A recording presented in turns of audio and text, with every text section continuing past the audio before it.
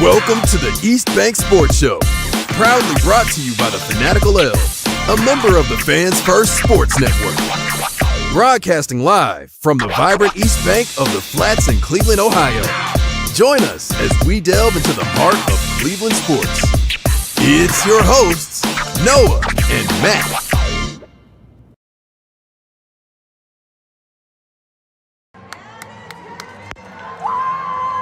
I won't stand for this. I want Mustard PED tested. Mustard has won 21 times in a row in the hot dog derby. I'm over it. I'm the biggest Mustard hater alive right now at this point. I want that boy tested. I want justice for ketchup. And I am sick. I am sick and tired of Mustard winning the Cleveland Guardians hot dog derby. I'm just kidding. I'm not done yet. I got beef. I'm not done yet. Here we go. Here comes more mustard. There's a certain individual in the Cleveland athletic community that I still have a problem with. Mustard, the hot dog, has won 23 straight games, and I'm over it. Under Section 206, Article 3, all three hot dogs must of the derby. Deviation results in immediate disqualification and forfeiture.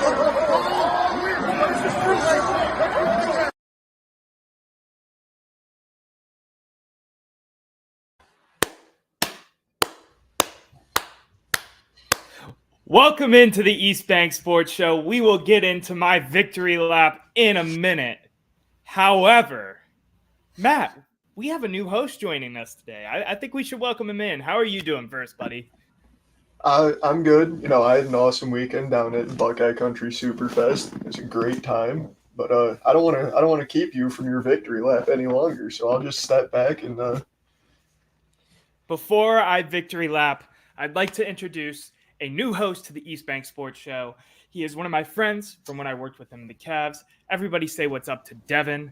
Devin, tell them about yourself. Give them your background, man. Let's get into it. Well, first of all, I'm going to keep the relationship short. First of all, Noah and Matt, thank you for having me on. You've been trying to get me on for a while, but my schedule's been kind of crazy. But I appreciate you guys having me on. Like Noah mentioned, we worked at the Cavs. We were on Cavs crew together. Had a great time doing that throughout the season. For me, what I do is I work for the Cavs. Our boss is intern and the game presentation side of things. I also am the Cleveland Browns training camp internship this year as well. So just working in sports. I'm young, I'm in college, and looking forward to keep doing that type of stuff. So yeah. For sure. So I kind of thought, I do the office show on Wednesdays. Shout out to John and Eric, my boys, that I do that show with. But, I chop it up with the old heads a little bit over there. They're in their 30s. So I figured we'd bring a younger host over here to, try to mix some things up.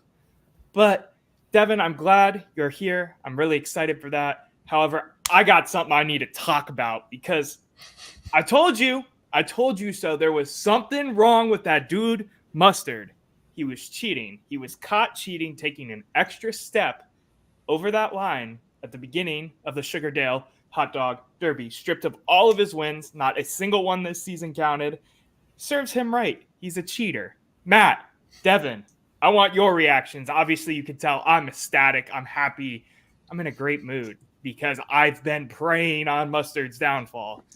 Devin, you're new. I'm going to let you start. What are your reactions? I'm a little pissed off. That he got stripped of all his wins. I'm a big Mustard fan. I've been a fan of his since 2022, and the hot dog derby got really kicked off. I've been doing it for a long time, but this is when it really got big. And I think it's all rigged. I think he got so much love and so much gratitude from the fans. I think it's rigged, and I think that I think it's stupid. I think, down the line, I think there needs to be an investigation involved on this. And I'm pissed off about it, man. I'm telling you, it's stupid. I don't like it. And you know what? I think justice for Mustard should be a thing on this podcast. He's a cheater. He's a cheater. No, I disagree. I disagree. Matt, go. No, he's done for a second. Matt, go. Oh. I mean, listen. we're talking the game of baseball here, right? In a game of baseball, umpire misses a call, doesn't get something right, whatever. The next play happens. You can't go back and change it. How are we going all the way back a mile and a half and, changing the result of every race this year because of a missed rule by the umpires, by the people running it? That's not on the hot dog. You can't blame the hot dog for the mistakes of other people. It's just insane. You can. Point blank period, you can, because he's a cheater. Is Barry Bonds in the Hall of Fame? Can either of you answer me that question? Is he in the Hall of Fame? He's not. He should be, but he's not. But I'll tell you what. We'll give you the famous. Was it Reggie Bush got stripped of his Heisman, and look, he got that back. So there you go. So you can't. Reggie Bush got stripped. Reggie Bush got stripped because he was taking money. Mustard cheated. He doesn't deserve the titles. He doesn't deserve. It doesn't matter though. It doesn't. It does. It's just because it's not the same exact thing. It's still part of the same scenario though, right? So you can't. They stripped Reggie Bush. Well, they gave it back to him. So I think it's somewhere down the line. I think the Guardians need to say, I think we need to give Mustard all the wins back because that's not fair, right? Nah, I think it's completely fair. I think if you're a cheater, you get it stripped.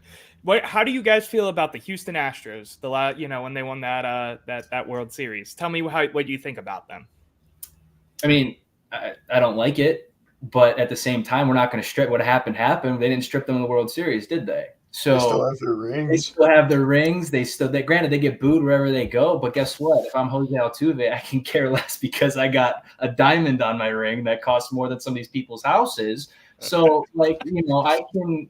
What are you going to do? What are you going to sit here and cry about it 5 years later? No, it is what it is. Doesn't make it right. I think they made the right call. They took the belt away from him. They opened up the rule book. They said he cheated. They showed the proof. Mustard has not won since the cheating scandal happened. It's almost like he needed to cheat to win. It's almost like Barry Bonds needed the steroid. I'm just kidding. I think Barry Bonds should be in the Hall of Fame. I could beat this bush. I could beat this drum. I could dance over Mustard's grave for the entirety of this show, but I know we all don't want to hear me talk about this as much as I want to talk about this. We had some breaking news come up today. The Cleveland Cavaliers. And for those viewers at home, we've upped the production budget a little bit again. The Cleveland Cavaliers have signed their head coach.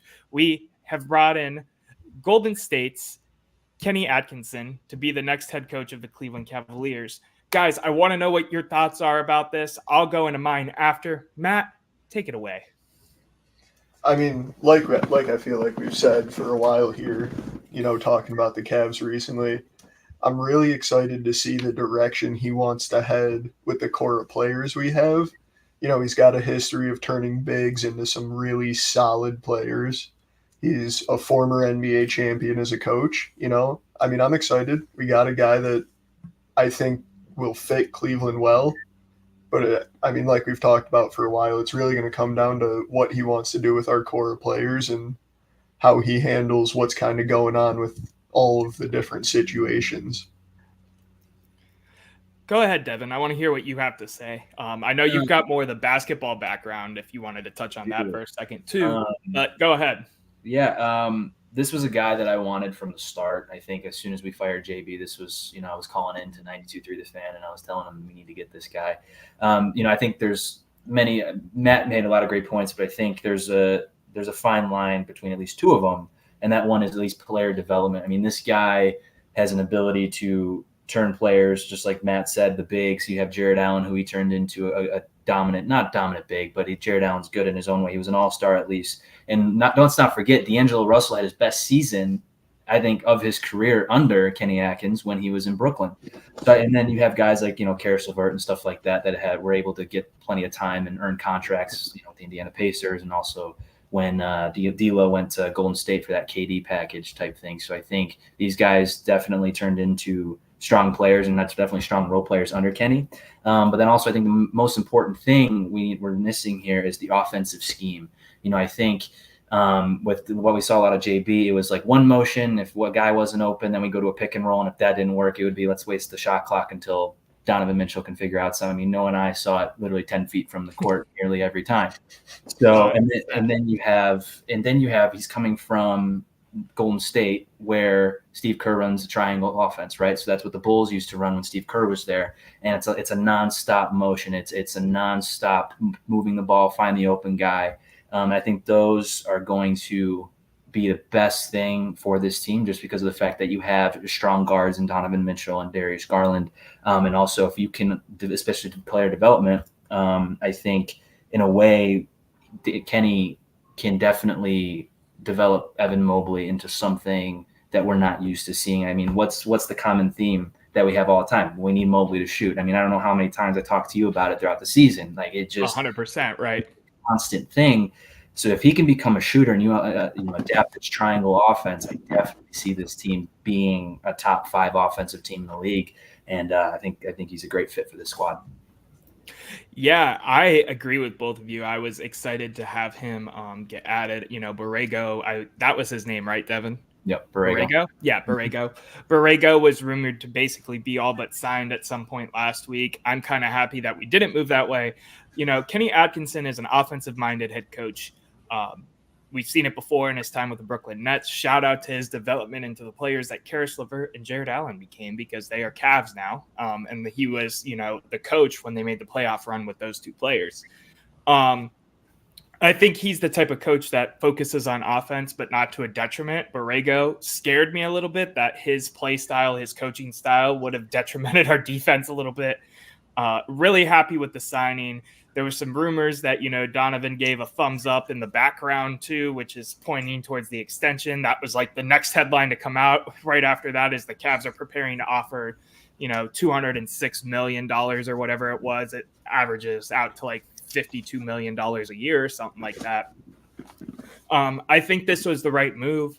I made the joke a couple times. We didn't need to make the sexy hire, the JJ Redick, the new guy on the block or whatever. We just needed to bring a guy in here to solidify, to regain control of the locker room, because it did come out that JB lost control of the locker room. Bring a guy in here, solidify what we have going on, make the roster decisions that they may or may not make. It seems more and more likely that they're going to keep the core 4 together, and move into the next season and see what we can do. Does anybody else have any other thoughts on, the roster construction, coaching? Devin, go ahead. I got an interesting point. I was thinking about this today. We were so close to signing James Borrego as our head coach. I think Kobe Altman really liked him as a coach. To be honest with you, I think this was a Dan Gilbert move. I did want to touch on this too. Good save. Go ahead. I do believe, I think Dan's been kind of this shadow recently in the past 5 years, ever since LeBron left the second time in 2018. And I think he's let Kobe Altman kind of do his thing, let us, in terms of drafting, in terms of trades. And I think, honestly, at this point now, if I'm Dan, you've had 3 seasons of, granted, you've improved every year, but I don't want to be the type of team that's, okay, we were in the play-in, okay, then we lose in round 1, okay, then we lose in round 2, okay, well, now we're going to lose in the Eastern Conference Finals. I don't want that to be a mentality. I want the mentality to be, I want to go to the NBA Finals and kick some butt and win the championship and have another parade here in Cleveland. So I think Dan is at the point now where, granted, he's not going to fire Kobe, but I think he's going to have more of his fingerprints on this offseason, and that's just what I see, because there's no way you can go from being this close to signing a guy to immediately going to Kenny Atkins, who was not even in the was in the discussion, but over the past week was completely disregarded as this ain't going to happen. So I think Dan really stepped in here, and honestly, it's Dan's credit. I don't agree with a lot of the stuff he does, but I think this was a great move. Yeah, people, I've seen this on X and everything today too. People have been nervous about Dan's involvement with the team this year. And it's interesting to me, because to me, it more shows, as opposed to him overstepping and, making a bad choice, like shout out when he hired David Blatt or whatever, and he had a big play in that. It sounds more to me right now that he wants a say to spend money, to open up the pocketbook, to get this team over to the hump, like you said, to kick butt in the NBA Finals, basically, to take that step to be one of the true top teams in the Eastern Conference, like they looked like before the All-Star break.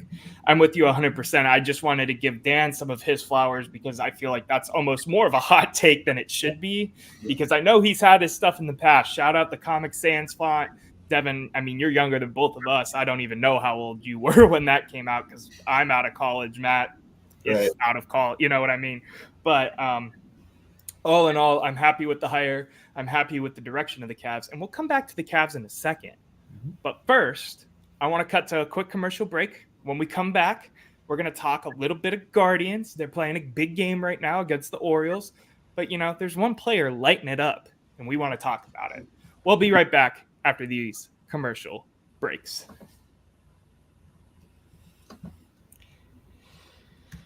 And we're back with another episode of the East Bank Sports Show. Thank you for tuning in live. If you're watching to us live on X, Facebook, YouTube, we truly appreciate you guys. Truly appreciate all the support.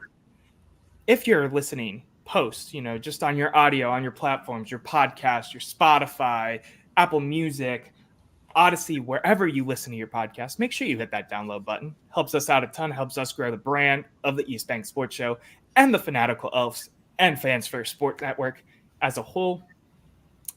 Let's get into our next topic, gentlemen. Our next topic, there's one man on the Cleveland Guardians, and Matt, I'm going to let you lead us off like this, like he's been leading us off all season. Steven Kwan has been playing lights out. Should he be MVP? I know it's a little clickbaity of a title, but go ahead.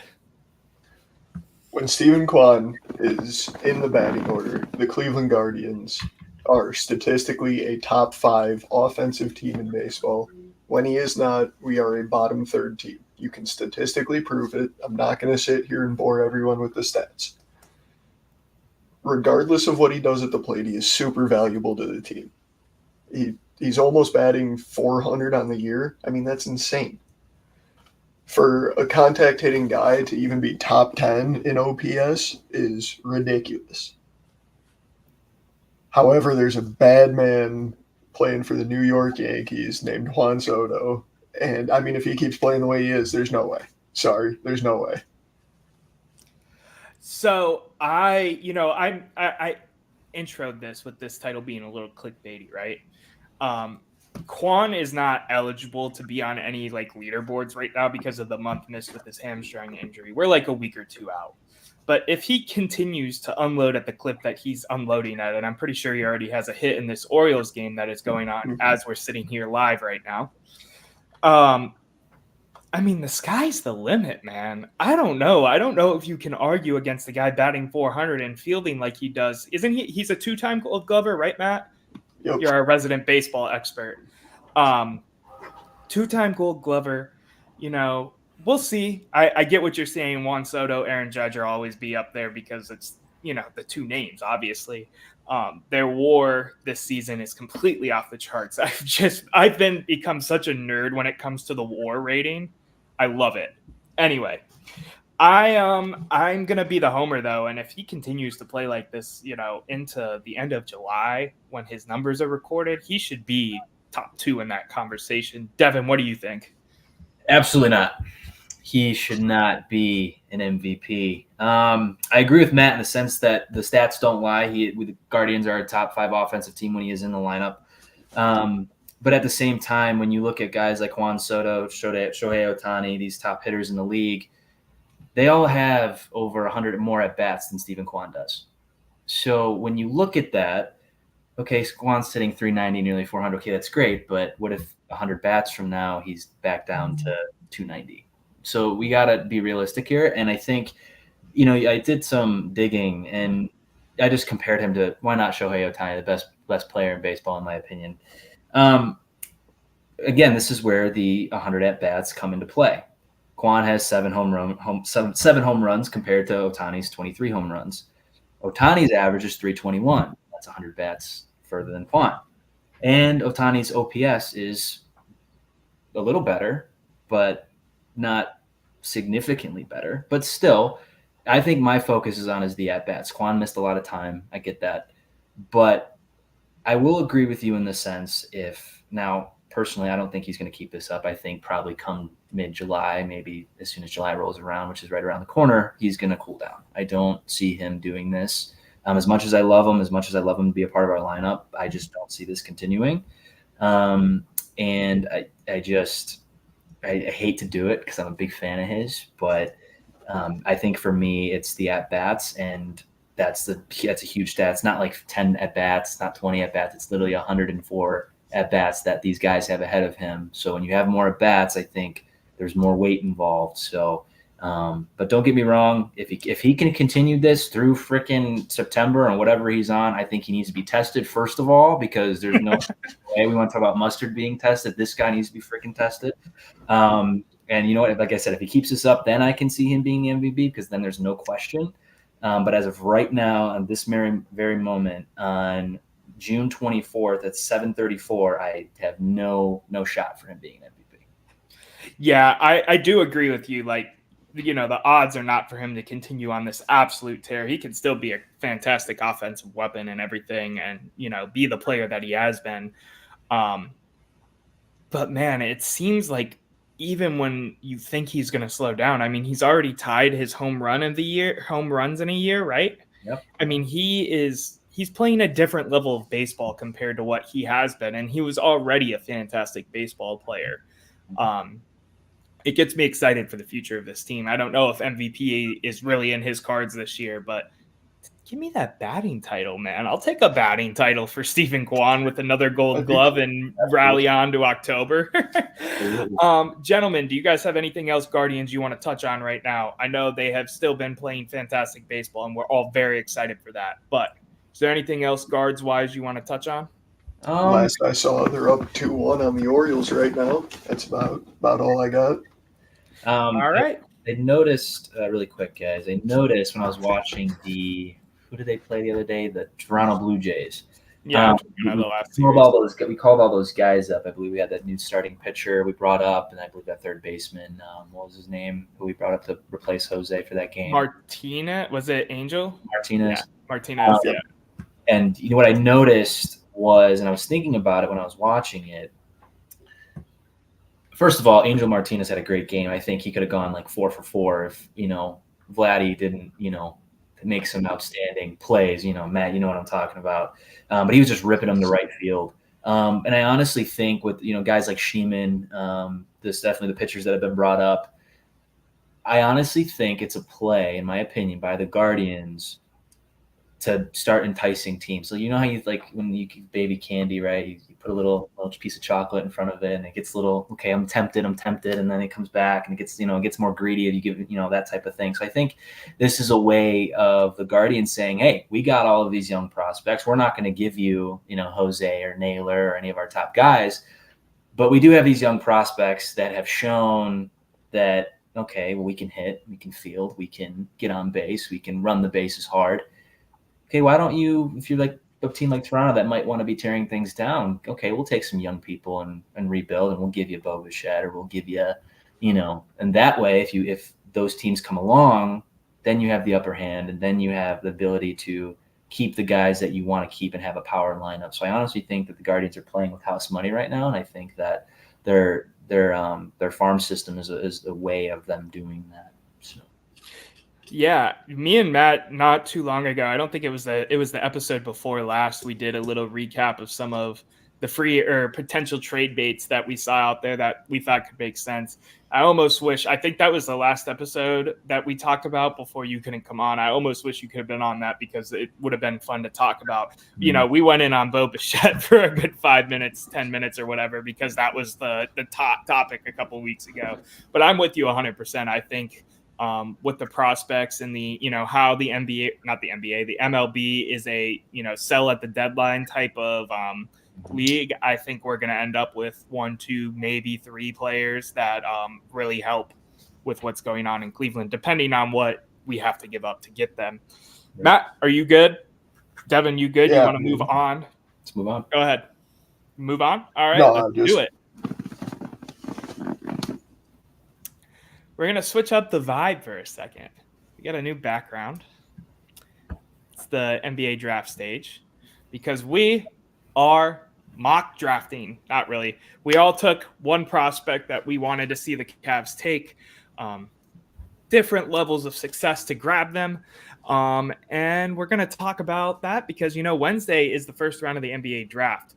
Quick question, because I made a bet in the office today.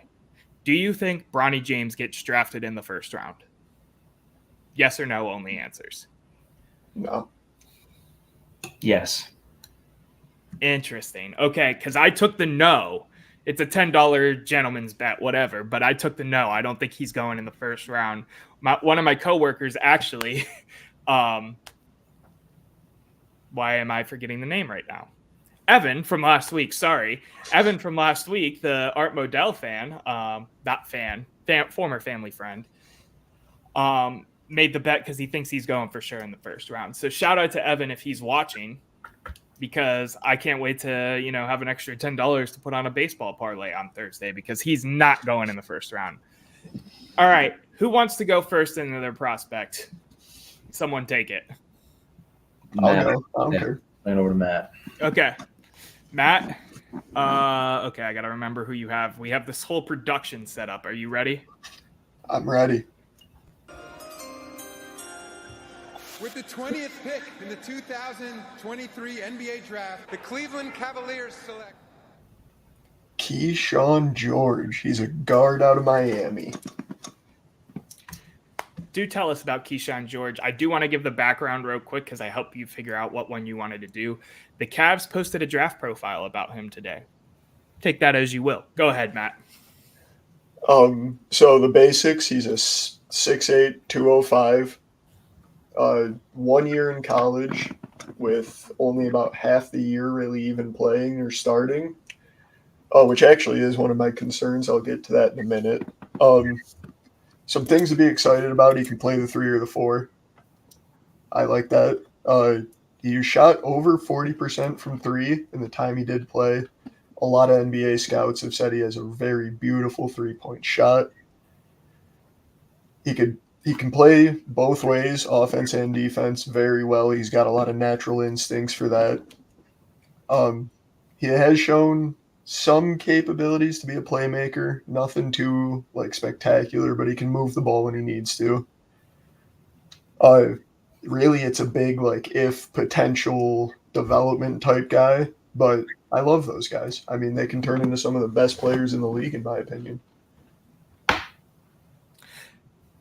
Any other background? Anything else that you're thinking of? That's really all the big notes I had for him.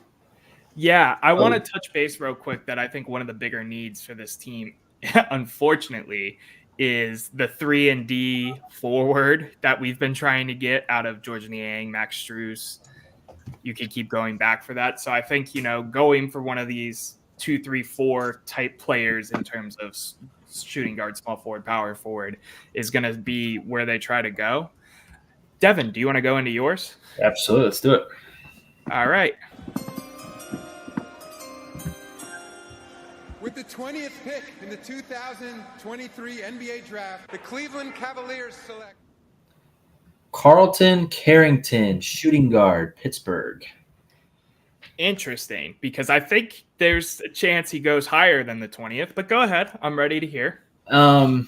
This is a guy that I'm a big college basketball watcher. I'm obsessed with college basketball. And watching him from this season, granted, his points per game is only 13.2. It's not a lot.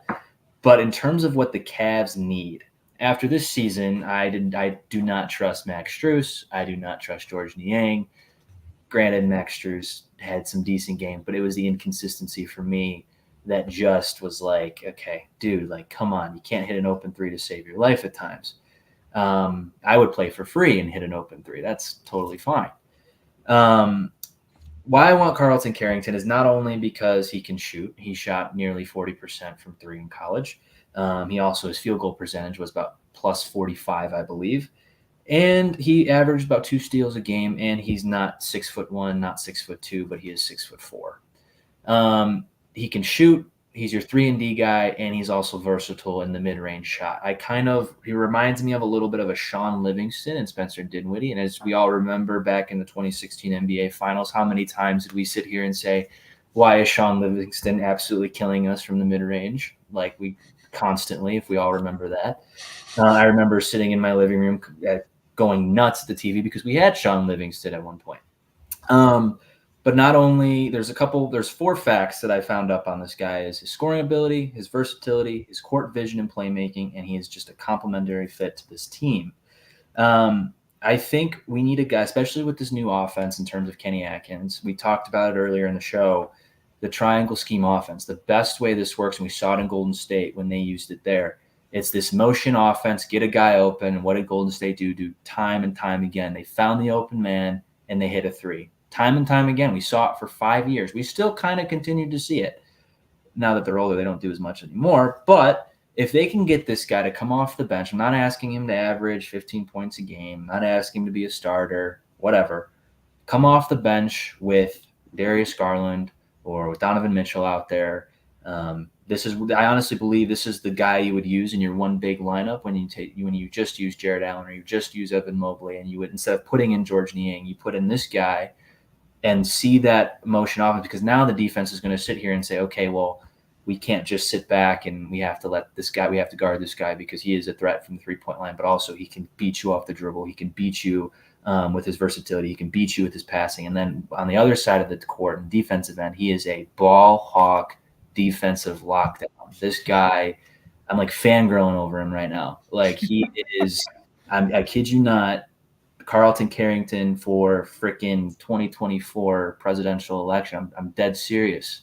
I'm not lying when I tell you this guy is the right fit. And just, if you guys have a chance, viewers, whatever, just take 10 minutes out of your day and go see what this guy can do, because he is, I think he might go higher. I don't think the Cavs are going to be able to grab him at 20 or 25, whatever they're at. But if they can, I think this is bigger than, I think this would be the most important pick that the Cavs have had, probably, honestly, bigger than Colin Sexton or any of those draft picks. Bigger than Darius Garland. Yep. Interesting. I like your breakdown of everything. I'm nervous of the fact that he's not going to be there at 20, because I've seen him locked anywhere between, 8 and 14. They have him kind of as a lottery guy. I'm curious, do you think they would maybe trade down? Do you think that's something you wish you could see? I would. Sliding can happen for sure in any draft, and I get that. But I would see, honestly, I would give up one of your pieces, not your core four, but one of your bench pieces, and maybe a second-round pick this year or something, if we have one. I'm not sure if we have one or not. I believe we don't this year. I don't pay attention to the second round, to be honest with you. Depending on, honestly, if I was Kobe Altman sitting in my chair, I would give up Amani Bates and probably George Niang in a pick to get this guy. Interesting. I know a lot of people are going to be like, what the hell? But I'm telling you, I know my basketball, as you know. Telling you. Interesting. We'll see what happens on Wednesday. I'm going to go into my take here, the player I mocked up take. So let's do it. With the 20th pick in the 2023 NBA Draft, the Cleveland Cavaliers select Tristan da Silva, senior, Colorado. He's a German. He is, a career basketball player at Colorado, right? He has never been the face of their team, but he has been a fantastic role starter for this team. He was averaging 16 points a game. He was 39% from three this past season, 34 games. He has a good mix between the three ball and the defense, like we've all kind of pointed out of these three prospects that we've brought forward of what we might be looking for in a guy. He's not the greatest playmaker when it comes to passing the ball, dribbling, that kind of thing. But when he's in these catch and shoot situations, especially behind the arc, that's his bread and butter, as well as being able to defend your bigger forwards, your threes, your fours, those type of players.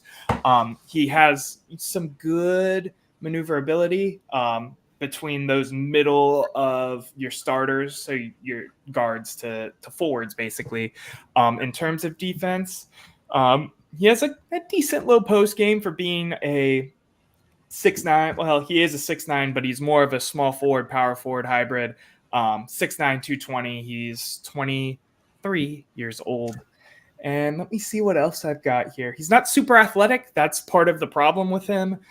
He's not going to go and give you the tomahawk slam dunk in between two defenders. But in terms of what this team needs and, talking about players that are going to be very much available at pick 20, I think this guy could be a good fit. I'm also a proponent of trying to package something and getting rid of this pick and just not taking anybody this year. That is something that I've thought of for a while. I don't know what you guys think about it. Devin, if you want to jump in, and then Matt, you can say something. I would, especially if we don't know if King James is coming back or not. Like, that's still up in the air. I just don't. If we can give up, I've said it all year long. I think a Mikal Bridges would fit with the Cavs nicely if you can find the right price for him. I've thought even more giving up this pick for a deeper bench would be more important. I don't think, to be honest with you guys, I think that the Isaac Okoro experiment is over. I think he's a free agent this year, I believe, correct? If I'm not mistaken. After this season, correct, yeah. Granted, Isaac has, gotten better every year. But I'm sick of it, man. You were a fourth pick, whatever it was, and you're still averaging under 10 points a game, I believe, or just close to that. But I think if you can package your pick this year, maybe a few pieces that didn't work out last year, and go out and get another star, like a Mikal Bridges, or even just some quality bench pieces that can shoot, that can come off and give you some quality minutes. And also, I also do believe that this team needs an